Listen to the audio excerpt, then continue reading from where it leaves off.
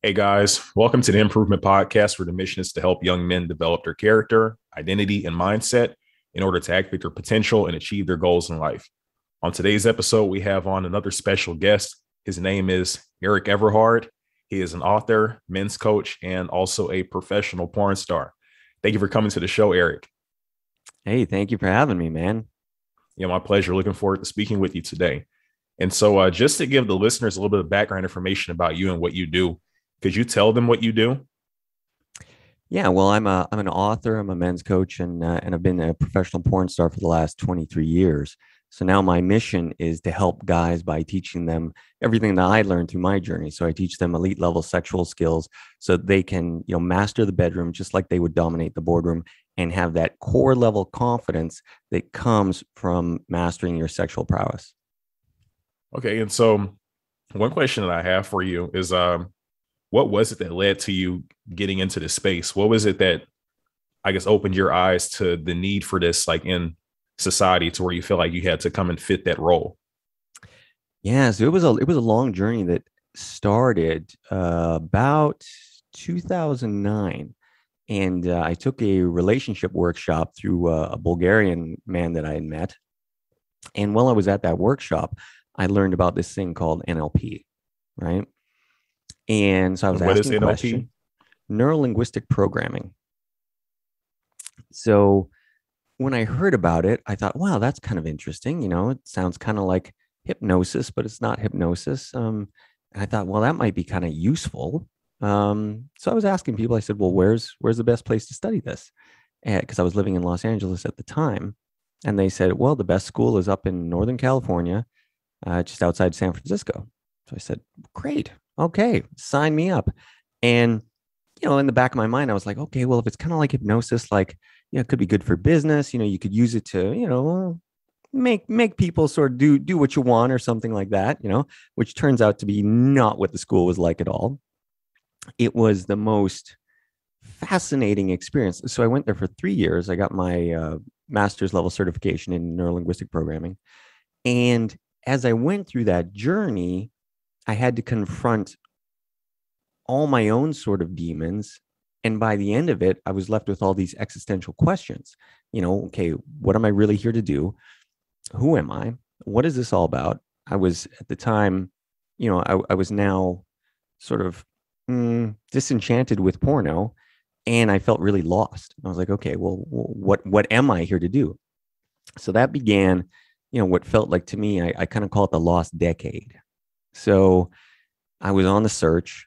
And after I completed the NLP training, again, I still had questions. Well, what is it I'm here to do? And that led me to working with some shamanic plant medicines, namely ayahuasca. So I did some ayahuasca journeys with a business coach of mine. And along that, I was dating one civilian girl in Los Angeles. And she was always enamored with what I was doing. And she said to me, she goes, never come across anybody with your skill sets. You need to teach this. And at the time, I had a number of people that I went through the coaching program with the neuro linguistic programming, and they all said, well, you should be a coach. And I thought, nah, what are you talking about? Me, coach? You know how sometimes people will see you better than you see yourself. So I thought about it for a long time. And then one day I just decided, you know what? I need to get this information out of me because it would be a disservice to men if I died with all this information. So then I started writing my first book, and that process took 3 years for that to come out. And within that process, then I thought, well, how can I help men further than just writing a book? And so then I went into working with men one on one, and now I'm developing programs. I just finished the second draft of another book, and here we are today. All right. So there are a few things that stuck out to me whenever you were kind of telling your backstory. First thing I want to ask, just to give like some more context to your background and to help everybody understand what you do. Could you explain what neurolinguistic programming is to someone that might not be familiar with the term?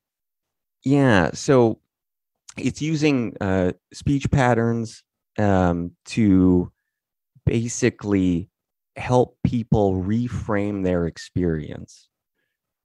So it's it's a way of therapy that can be very helpful in getting people to, see their experience from a different viewpoint and get them to their desired outcome state. So if they're presently having something that they don't want, and they've got these different belief systems, identity systems, and behaviors, you're basically using language to therefore change their belief state and get them to, see, feel, have a new experience of life. Okay. And so I think that explains it pretty well. So it makes it easy to understand. Yeah. And something else that was interesting to me about the story that you just told about your background is that it seems like the fulfillment that you started to get in your life didn't come from maybe all the partners that you had, but it came whenever you found a way to offer value, or I guess like in a way to where it could not only just help you and maybe the partner that you were with, but just, hundreds, thousands, maybe hundreds of thousands, if not millions of men. Would you agree with that? Yeah, 100%. I mean, because, my journey wasn't that different from a lot of guys out there. As a kid, I was rather tormented because I was the fattest kid in my high school, right? And so I had to go through a whole change in my belief structure, which got into dieting, which got into personal development. I've been a personal development junkie for the last 10, 15 years. So I've seen how my own journey has changed through changing my mindset, my beliefs, and the way that I interact with the world. So it's the same thing that I want people to experience from their sexual prowess and their abilities. Like, I want guys that suffer to realize that they can change it. It's more of changing the way that you eat, the way that you sleep, the way that you use supplements, the way that you have your mindset, the use of techniques. Like, you can improve yourself and become a whole better guy from a sexual perspective. And a lot of guys, especially if they're struggling with performance anxiety, they're struggling with premature ejaculation, like, their belief system is, this is never going to change. And what I want to tell them is, everything that I learned as being one of the top performers in the world, I learned how to change it in a way that nobody else would be able to explain it to them or give them the practical steps to do it. Because if I hadn't have done it, I wouldn't have been able to be one of the best in the world. So I've overcome it myself, and I know how they can overcome it. Okay. And I think that it's great that that's the path that you chose to take, because the thing about it, at least from what I've noticed, being in somewhere like the personal development realm with the podcast and everything, and even my own personal work that I had done, is that it seems like a lot of people kind of take on that attitude, maybe not just with this topic specifically, but with like personal development as a whole. Some people don't really see it as a thing. You ask, I guess a common, just average person, how they can better themselves. They might say something about, I don't know, the gym or something like that. But I don't think a lot of people really get into the mental side of it, kind of like what you're talking about, where people can actually read books and such to reprogram how they might think about themselves, how they see life, how they go about life, to be able to get the results that they want, whether it's, in their career, in their just personal happiness, in their relationships, or in the bedroom. Yeah, because they're all interrelated, right? Like, what is it, the things that we want the most? Usually it's health, wealth, relationships, right? And in relationships, well, I mean, there's a whole gamut of that, and sexuality is part of your relationships, because when you're relating to women, it is a major part of relating to women. So as men, we want to be able to cover everything, every aspect of ourselves when it comes to masculinity. And you can't separate your sexuality from masculinity. Like, they're very intertwined. I don't see any ways that you've ever been able to separate them. So you need to be good and proficient at it. And I think, for a lot of guys, when they're struggling, they think, oh, well, that's not something I'm going to worry about. But then it's going to come back to, kind of bite them in the ass later on, when they have, a marriage that starts to go on the rocks, or they have a girlfriend that starts to go on the rocks because their sexual relationship, it isn't very good. And from hearing you say that, what it makes me think you talked about how a lot of them just will kind of brush it off or just not pay attention to it if they feel like they aren't, I guess, filling their role.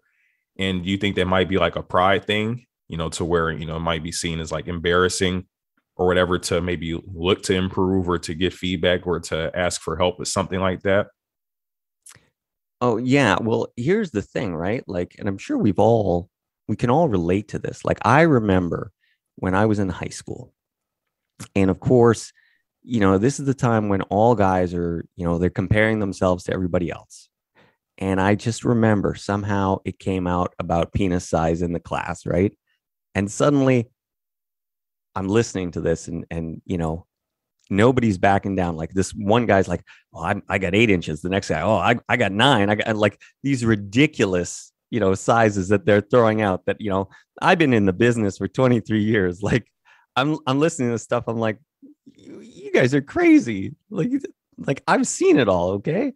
But that's the thing, guys are so, they're so terrified of letting other people know about the real them.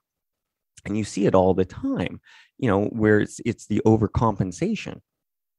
Somebody will, they can't last in the bedroom, or they're no good, or there's something else, and then they overcompensate with their personality, or they overcompensate in the way that they go to make money or spend money, or there's always something, right?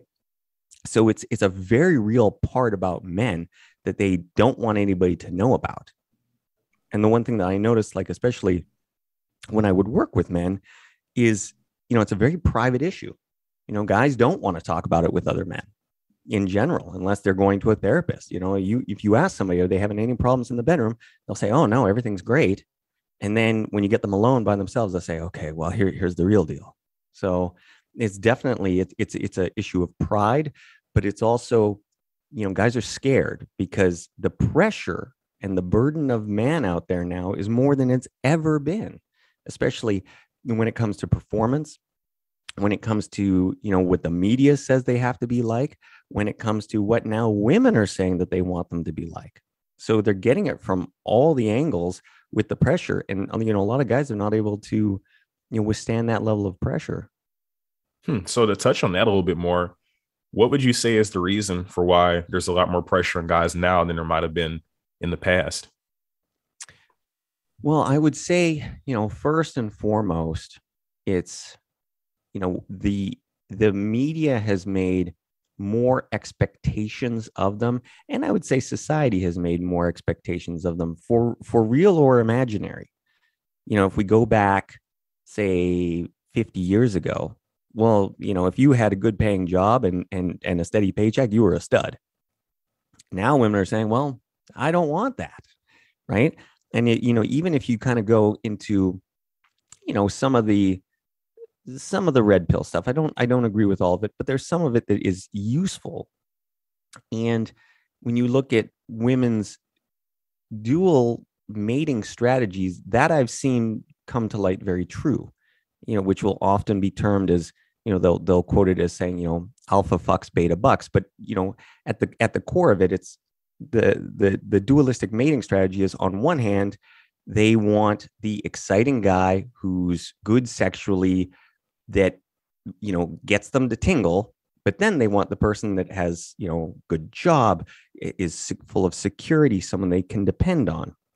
And most women cannot find both in the same man. So this becomes the pressure too, right? Is it, which way do we go, right? How do we give the woman everything that they're now asking for? So you find guys are struggling with that. And then you have the push for all these chemicals and drugs. Like I know so many young guys now that are so terrified of sex that they always need to have Viagra. I'm like, you're 20 years old. What do you need Viagra for? That's for a 60-year-old man. It's not for a young kid. These are dangerous drugs out there. And the kids don't feel that they can, measure up, or they can't last long enough, or they can't whatever now without pharmacological enhancements. And that's horrible. Like that's scary. So I think for a lot of guys, it's it's the media created expectation that is, kind of bringing that weight upon them that, like I said, a lot of them just can't seem to deal with. Something I would think might be a factor in that is this. So you mentioned like maybe 50 years ago, right? How if you just had a good paying job, house or whatever, if you were stable, you were considered a stud. And then looking at now, they might want that, but then they also want the sexual aspect too. And it kind of makes me think maybe what led to the sexual part being more like the forefront and being something that became more and more important is just maybe the fact that back then, while casual sex was a thing, I don't think it was maybe on the level that it is now, of course, with online dating, that sort of thing. And then also, I've heard people, like Jordan Peterson talk about like with birth control being a thing, how like that completely changed the landscape of casual sex because, back in like, let's say the 50s or something like that, you probably actually had to be careful about what partner that you pick because, that person might get you pregnant, as opposed to now there are little to no consequences to, just go talk to anybody at a bar and go hook up with them. And so I would think maybe that probably contributes to that as well. Just the fact that it's become a more commonly accepted thing to do hookups and such. There's a lot more room for comparison among men and, a lot more opportunities for women to have experiences to where they can be more selective about this sort of thing. I agree 100%. And I've seen where Jordan's talked about that. And I think there's a lot of truth to that. Like, we don't know what the consequences of that, experiment's going to be. Because on one hand, we say, well, birth control is great. But again, then it opens up a whole new shift in society, and in the human race that's never existed. You never had the ability to really control conception to that level. So, women have more choice than ever. And they are exercising it, right? So from that perspective, yeah, I think guys feel now, after, obviously, women love sex, right? And like I said, when you have that sort of dual strategy that's playing out now, where you have some women that are looking for that crazy sexual experience, and then, later on, they're looking for the stable guy, guys feel really confused because, they might be stable, they may have a good job, and yet they're not getting the girls. So this, again, it's troubling for guys out there, and it's tough to say, well, how's it all going to play out? Yeah, it is interesting. And, I've watched like a few videos about some of this stuff. Of course, I haven't done a whole bunch of research to really be able to bring it up on here and have like a detailed discussion about it. But some of the things they've been hinting at is that with the way, I guess, with the trend that the quote unquote dating market, as they call it, is taking, it can be pretty detrimental to society because they're saying like with that, with those vast options that women have now, like as far as, partners they can choose and everything. I think he said like 80% of men aren't having enough sex, if any at all. And he said that's just due to the fact that like women can be so selective. And it goes back to what you're saying about how they're looking for that person that can satisfy them and maybe that person that's stable later. And the stable person tends to be more in abundance than the other one, which is the person that can satisfy their sexual needs. Yeah, and if you look at it, the Pareto principle is really playing itself out, and that's something that I've talked to a lot of the men that I coach. I say, look, if you can have elite level sexual skill sets, in most cases, and at least how I've seen it play out, you're never going to be able to do anything about the fact that hypergamy exists. Like, women at their base level are always going to be looking for the best deal that they can get. So rather than, sitting there as a guy and feeling depressed and, oh man, she's probably going to leave me for the next guy. Like, no, you got to sit there and you got to make yourself the best guy. Like, because if you level up your skill sets in all different areas, especially sexually, women understand when they come across a unicorn out there. Like, they just do. I've seen women now throughout my 23 years where, they will tolerate a lot of your shortcomings, if your sexual game is on point, like they really just will, because for most women, it does matter. So if you can bring that to the table, and if you go out there saying, you know what, I am going to improve my skills as a man. I'm going to make it so that I'm a really good catch on all levels. I think then you don't really have to sit there worrying about, is she going to leave me for somebody else? Because you know that you're the best. Okay, and so to kind of hop into I guess your content now, what would you say is the biggest difference that you notice between, I guess, maybe the men that aren't meeting the standard and those guys that are like the unicorns, like what you would call it? And you can get into specifics, I guess, if you like, or maybe like just more in general. It really just depends on how you like to take it. Yeah. Well, I mean, one of the things that I've noticed it comes down to is first of all, bedroom leadership. Because I've coached a lot of guys around this, and it's really interesting because, this is another thing that's been really tough on men out there, especially if we look at the last, say, 6 years, with the Me Too movement and all this stuff. Now you have guys that are hesitant to do anything. Mm-hmm. Like they're so fearful, right? And I think the fear is unwarranted. What I think that they need to do is they need to understand first and foremost that every move they need to make has to be calibrated. So I think when you get guys that, are being, thrown under as far as this Me Too sort of paradigm, it's that they're not calibrating their actions. Like they're not seeing what they're doing that is landing. But if you don't do anything, nothing's going to happen. And most women want you to take the lead. Like it's like a dance, right? They want to be able to follow and they want you to lead. So if you're not taking strong, bold action in the bedroom, the woman's not going to do it. And when you look at male-female polarity, especially if you've ever read any of the work of David Data, he talks about in The Way of the Superior Man often how if you don't have polarity between men and women, then you have no sexual attraction.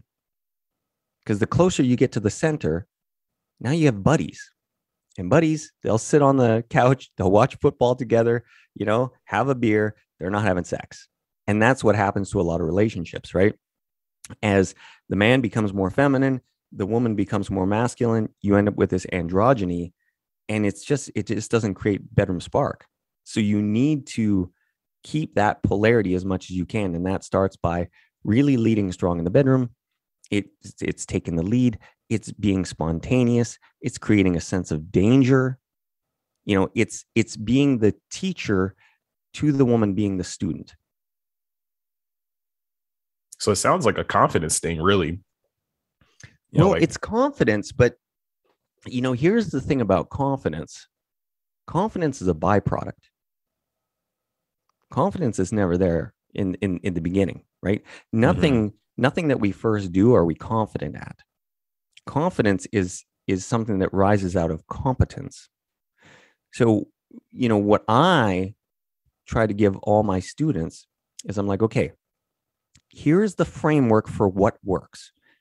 I've done this for the last 23 years. I know the how and the what. So my goal with all my students that I teach is I give them, here's what you got to do. Here's how it works. Here is why. And I give it in a step-by-step format so that you have all the knowledge when you go out there. You will still have to apply it, but at least you know what's going to work. So you can go in there and you can go in there with a confidence with what you're doing, but you still have to get the feedback from the woman. And it's still, when you get into different areas of sexuality, it's still very nuanced. Like if you're going into it for the first time, you may screw up a little bit, but that's okay. At least you know how you're supposed to be doing it. And you know what is effectively going to be getting her off, because now you have at least you have a path. Like at least you have a direction, because most guys are just going there and they don't know what they're doing. And they don't understand what they're supposed to be experiencing, right? Like, one of the things that I've often told guys is a revelation, and it just relates in terms of oral sex, is they've never understood that the woman's clit gets hard, and then that's your yellow brick road. Like, that's the thing you have to pay attention to. The woman can't fake that.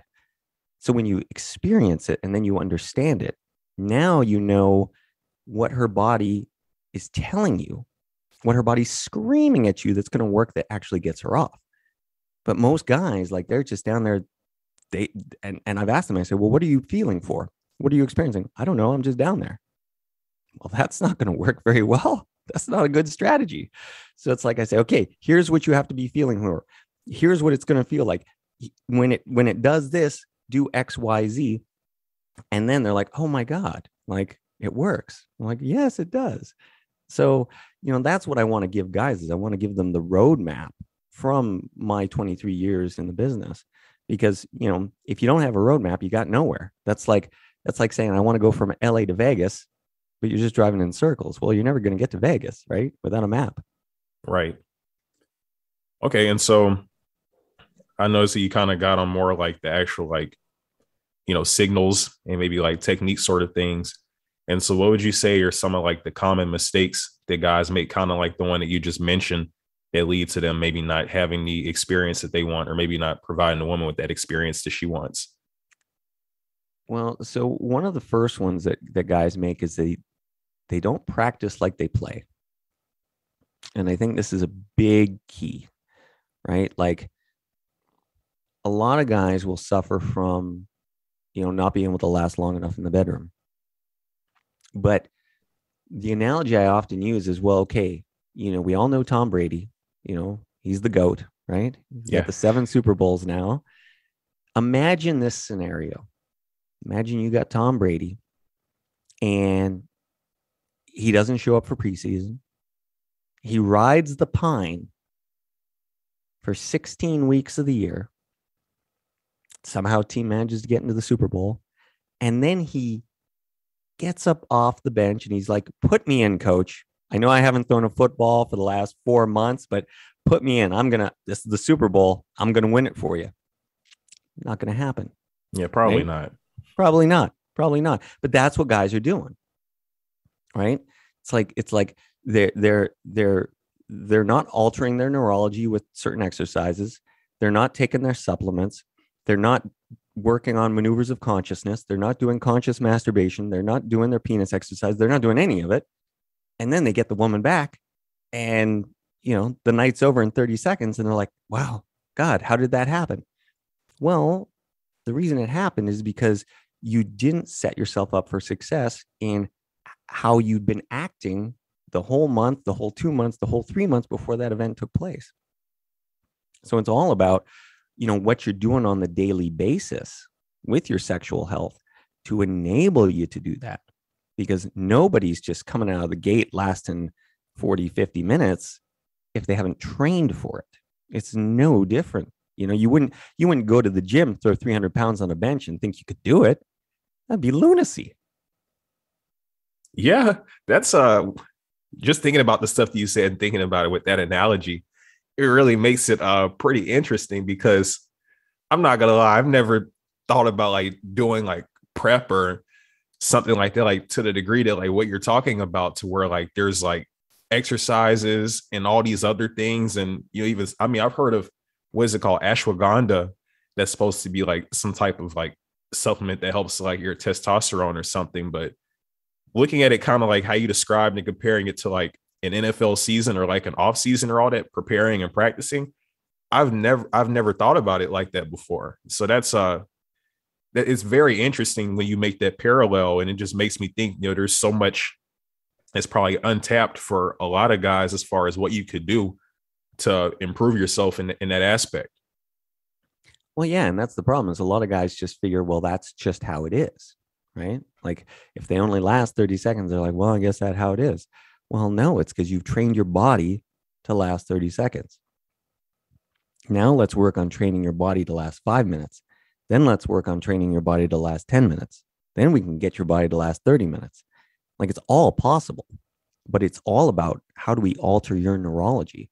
And that's what I take the guys through, is I teach them Here's how you can do it. And I give them real practical steps to do it, because I've done it myself my whole career. Okay. So one thing that you mentioned that I feel like would be very pivotal for a lot of guys, especially young guys, you talked about conscious masturbation. And so what I would think that could be implying is that maybe the way that guys regularly masturbate could be leading to them, having, similar things happen like in the bedroom, where it can like maybe, the opposite, have like the opposite effect of what they would want. Could you kind of elaborate on that a little bit? Am I kind of Oh along the yeah, lines of what you're 100%. talking about? Yeah, because most guys, like, they are telling their body how it's going to act. And Mm-hmm. so if I paint the scenario for how most guys are, if they're at home masturbating, it's 30 seconds in the shower, it's 30 seconds before work, it's 30 seconds, when they get a free moment and their parents aren't around or their girlfriend's not around or whatever. Well, it's 30 seconds. So you've trained your neurology to last 30 seconds, and now you are somehow surprised or shocked even that when you go home with a girl, it lasts 30 seconds, right? Like, this should be no shock to anybody, right? Right. So when you look at it from that framework, it's like, okay, so now we have to rewire this, right? And so that's part of the program is I take guys through. It's like, okay, when I say conscious masturbation, it's not masturbation with the goal of getting off. That's not the point at all. It's just putting in reps. That's all it is. And it's putting in reps and lengthening it out, because you have to teach your body how to hold off. And that is a very teachable aspect, but you have to go through it like it's work. Anybody that's looking for some sort of quick fix pill, that doesn't exist. So you have two different avenues, main avenues that I'll take guys through when it comes to lasting longer. On one hand, there is altering your neurology, and that's through conscious masturbation, penis exercises, and maneuvers of consciousness. On the second hand, there's what I call the dirty biohacks. And these are things that you can do in the moment to give yourself another 30 seconds, another minute.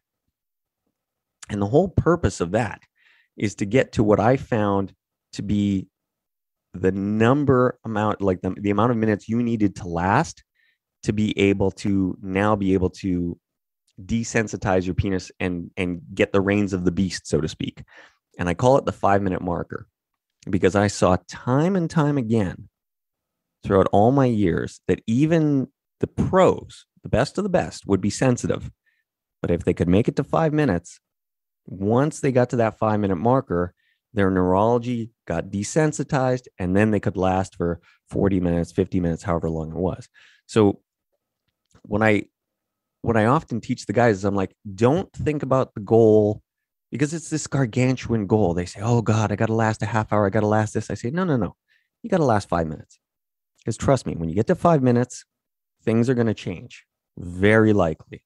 The hard part, though, is that 0.5 seconds of penetration to 5 minutes. And that's what we need to work on. And so then I'll take guys through a number of different things that can help push them to that 5-minute marker. So I'll use pain, I'll use depth, I'll use prevention of testicles rising. I will use the ability to always have a different position, changing of positioning.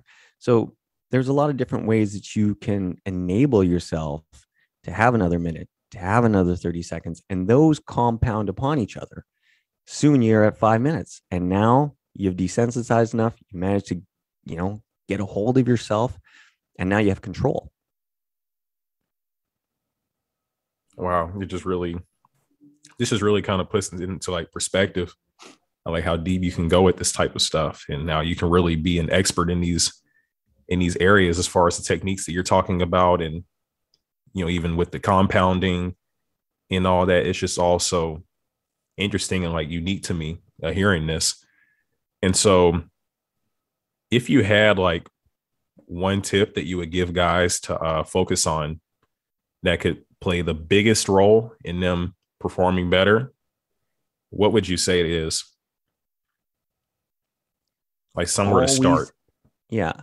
So one of the things I would say to them is you need to always be doing on every level and every aspect. Because here's the thing that I found, at least, when you're in a constant state of doing, like focused attention, and I mean really focused, right? When you have super focused attention, you create this space of white noise between your ears. You're no longer thinking. Because here's the thing, sex is not a thinking act. It's a physical act. It's a being act. It's a doing act. It's not a thinking act, right? So, because it's the thinking that usually ends up holding you back in so many different ways, right? Now you're thinking, well, does she like me? You're thinking, I hope I'm able to perform. I hope I'm able to get hard. Like, you have all these negative thoughts, like none of them are going to serve you. None of them, right? You're never going to think your way out of the problem, but you are going to be able to work your way out of the problem through action. So that's the first thing I tell guys is like, well, you got to get out of your head, because your thoughts are never going to serve you. All right. Okay. So as long as you keep busy, it'll make it to where you don't have like anything to go through your head that could mess with you. But it's not even keeping busy. It's intentional, focused attention. And the perspective I'll put it in is, okay, if you're someone that's ever done like meditation, right? And you're following your breath, when you're intensely, feeling every ounce of air that goes through your nose, and you're just feeling it. And then when you push it out, you're following it the whole way, like you're just super focused in on it. Now there's no thoughts in your mind, right? Even, I was always a gym guy. As I said before, put 200 pounds on anything, a squat, a bench, something, right? You're not thinking about what's for dinner. You're not thinking about where you're going to be going later on. Like, all you're focused on is that weight. If you don't move it, it's going to crush you. So your whole focus is just zeroed in. And that's the state that I want guys to be when they're in a sexual situation. I want them to be zeroed in so that there is no other thought. They are just in the sexual act itself. So they're enjoying it, they're being it, they're experiencing it, but they're not thinking about it, because it's the thinking that is the first thing that's going to hold you back. So kind of like a flow state sort of thing, you could say. Completely a flow state. Completely. Okay. So that's solid. And I appreciate you sharing that tip. And now I guess to kind of change the topic a little bit, we got into practical things that they could do. We kind of got into like how you got in this area and how you developed your expertise. And so something I like to ask you about is, I guess maybe you could say what you've learned from it, or like some different insights that you've gained along the way that, you may not have necessarily gone in with the intent of learning. I know we talked about right before the call how I asked, what do you think might have been the side effect of you having so many partners from being in the industry? Could we talk about that a little bit? Yeah, for sure. When I look at the side effects, and I mentioned this to you before, but I'll expand on it for your listeners as well. Part of the side effect is that you really know what you like. The negative side of that is, like I said, you really know what you like. Because often when people have very little sexual experience, there is a bliss to that ignorance. You will think, if it's two virgins, they never had sex before they have sex, in their mind, it's the greatest thing they've ever had, until they have something to compare it to. So you do have to be cautious with the fact that the more that you go down the rabbit hole and the more that you have to compare things to, well, the greater idea you can see where your sexual life or sexual happiness or fulfillment is at. So I will always tell guys, I say, well, in my opinion, you should really understand what it is you like. And here's why I think that. Because I think you either don't go down the rabbit hole at all, or you at least have to go down the rabbit hole to understand it. Because middling around in the middle zone, I think, is why you have a lot of marriages and relationships fail. Because the guys, they don't really know what they like. So now they want to go keep searching. They want to stray from their relationship. because they feel they're missing out. You can't have that sense that you're missing out. Like, you have to know whoever you've committed to, that they're good, like that you're solid with your choice. Because if you're not solid with your choice, you are always going to have a wandering eye. So I kind of think that's first and foremost. Like, understand, what it is that is good sex to you. And often, when I think about sexual satisfaction, I've often said it's three main elements, right? It's sexual alignment first and foremost, which a lot of people don't understand. But I think 80% of when sexual relationships fail, it's based on sexual alignment. Then you have the sexual chemistry, and then you have sexual compatibility. So those three things are very different. Could you list those one more time? Yeah. So the first part is sexual alignment. With sexual alignment, it goes into what I call the lock and key theory. And I write about this in my book. So if anybody wants to go into it in further detail, they can read it there. But I talk about the 4 different types of vaginas, and how, when you start to see that there are 4 different types, you are going to find that there is going to be a combination of them that just feels better for you as a man. 100%. So they are not all equal. It's not that some are intrinsically better than another, but they are going to be better than another for you specifically. And that is really going to matter for your sexual enjoyment, your sexual fulfillment. And it's in the reverse for women too. I've talked to a million different women, and there will be a specific shape, size, type of penis that just works for them, that just of its own, without skill set, feels better than any others. So that's the first part, because you can't argue against biology. You can't fix biology. So one of the things that I've noticed a lot of people like to harp on is they say, well, if you just communicate better, your sex life will be better. And that's not true. You can't argue against biology. So that's the first part. So that's the sexual alignment piece. When we go to sexual chemistry, now we're talking energy. We're talking pheromones, right? Do those things line up? And then when we go into compatibility, it's, well, okay, what are your wants, needs, desires, things that you want to explore? Because you might be into one aspect of sexuality and your partner's not into it at all.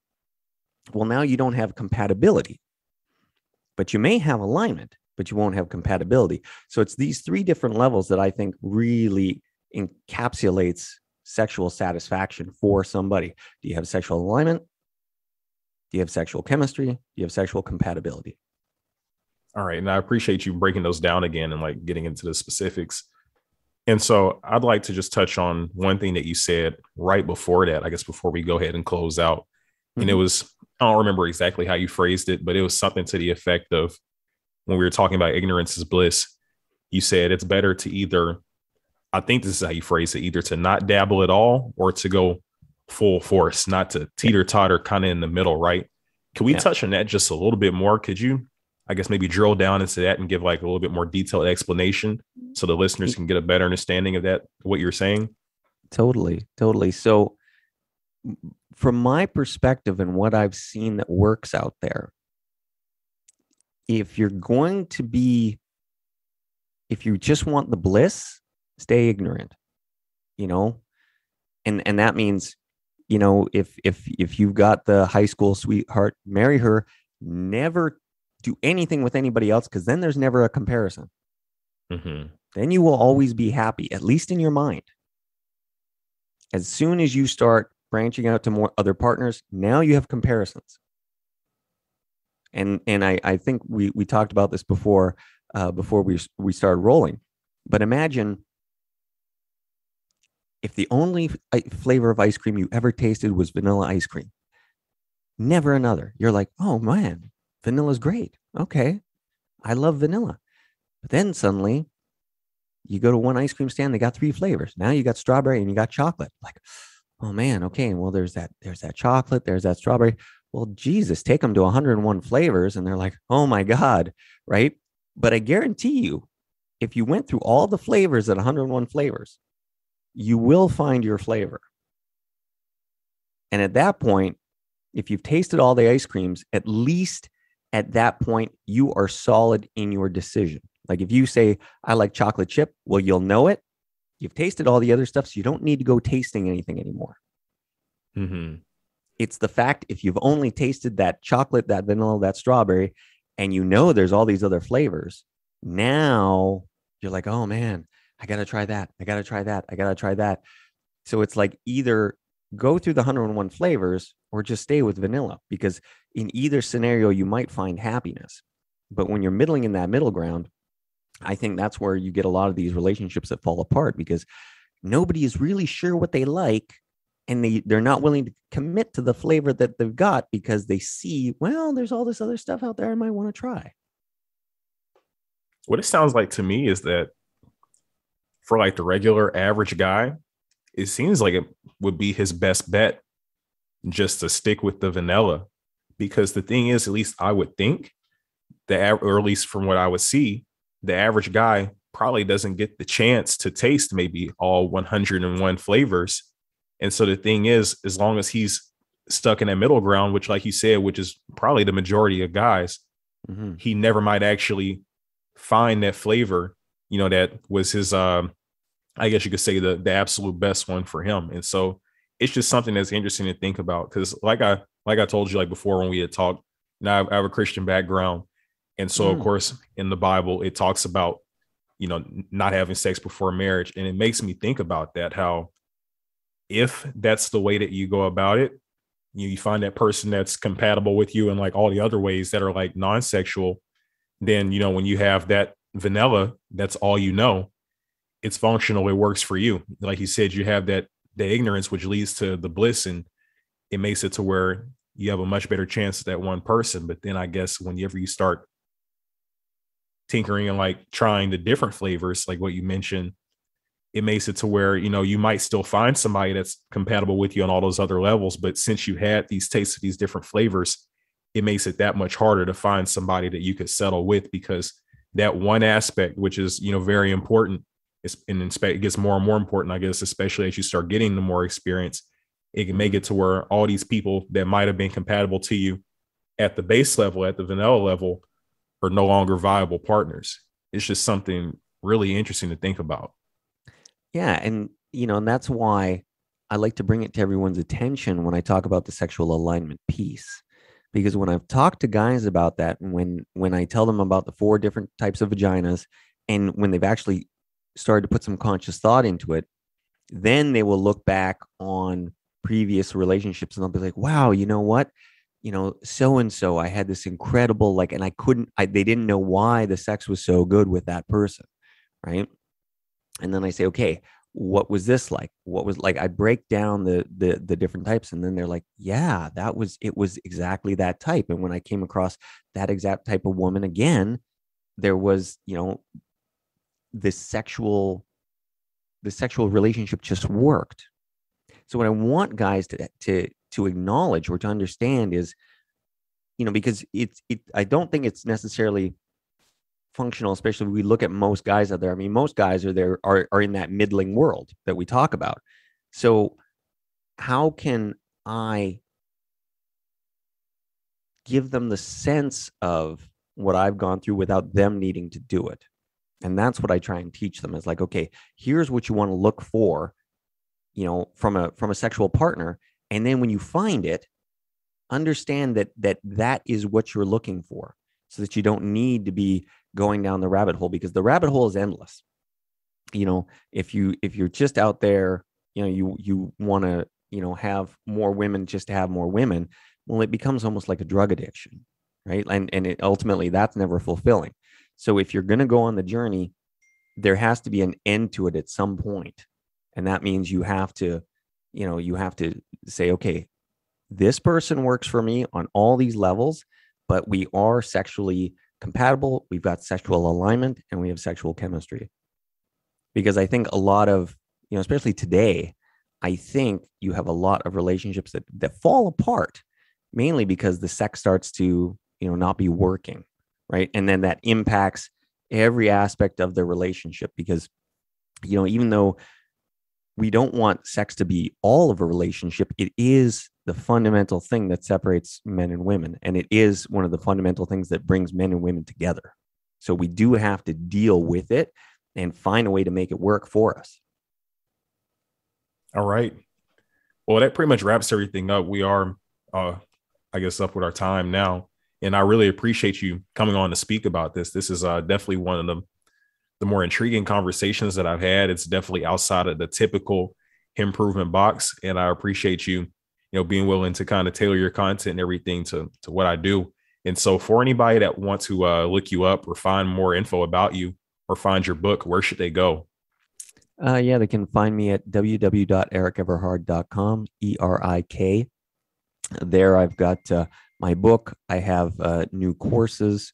I recently came out with a course called Crushing Performance Anxiety, where I help and teach men how to be able to get over their fears and be able to get hard in any situation at any time using the same principles that I talked to you about today and even more. So I've got one-on-one coaching for men. So there's a lot of stuff, a lot of resources for men. So they can just either get to me at the website or they can also email me, Erik@erikeverhard.com.